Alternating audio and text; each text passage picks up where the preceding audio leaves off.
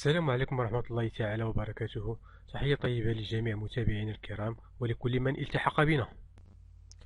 الجزائر تتهم المغرب بتعكير علاقتها الدبلوماسية مع فرنسا.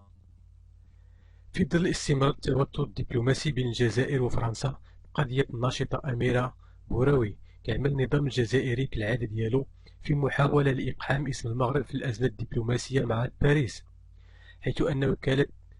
الأنباء الجزائرية الرسمية وجهت اتهامات لمستشارين فرنسيين من أصل جزائري وصفتهم بالمقربين من الرباط بالعمل على تقويض العلاقات الفرنسية الجزائرية. وقال تقرير وكالة الأنباء الجزائرية الرسمية الخميس الماضي إنه على خلفية إجلاء الناشطة الجزائرية أميرة بوراوي من تونس إلى فرنسا لم تعد المصالح الفرنسية تخفي مناورتها، بل أضحت تعلينها أمام الملأ وفي وضح النهار، وها هي اليوم على وشك بلوغ هدفها المتمثل في إحداث القطيعة في العلاقات الجزائرية الفرنسية. وأضاف تقرير وكالة الأنباء الجزائرية أن الناشطة هي امرأة ليست صحفية ولا مناضلة ولا تحمل أي صفة يتم إجلاؤها من فرنسا إلى فرنسا في ظرف 48 ساعة، ويتم استقبالها وتمكينها من التحدث في بلاطوهات قنوات تلفزيونية عمومية، وذلك دليل على أن المخابرات الفرنسية أعلنت التعبئة العامة لخارجيتها وبات هدفها واضحا.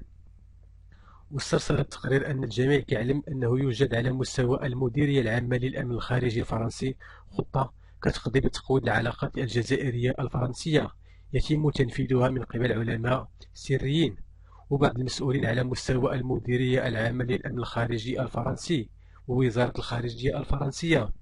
وكذلك بعض المستشارين الفرنسيين من أصل جزائري اللي ما كيخفوش ولعهم وتبجيلهم للمخزن المغربي حسب التعبير التقرير.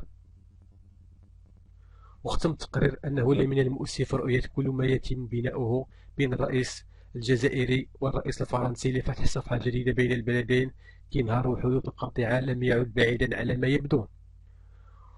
وكتحاول الجزائر إقحام اسم المغرب في أزمة كتعرف مهما كانت طبيعتها، وآخرها الاتهامات الجزائرية اللي طالت المملكة المغربية بالضلوع في حرائق الغابات اللي شهدتها في السنوات الأخيرة،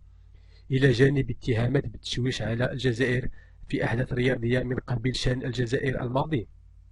وكان الرئيس الجزائري عبد المجيد تبون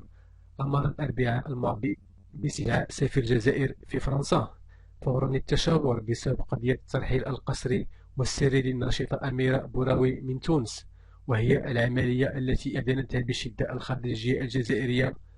وتقدمت على إثرها بمذكرة احتجاج للسلطات الفرنسية.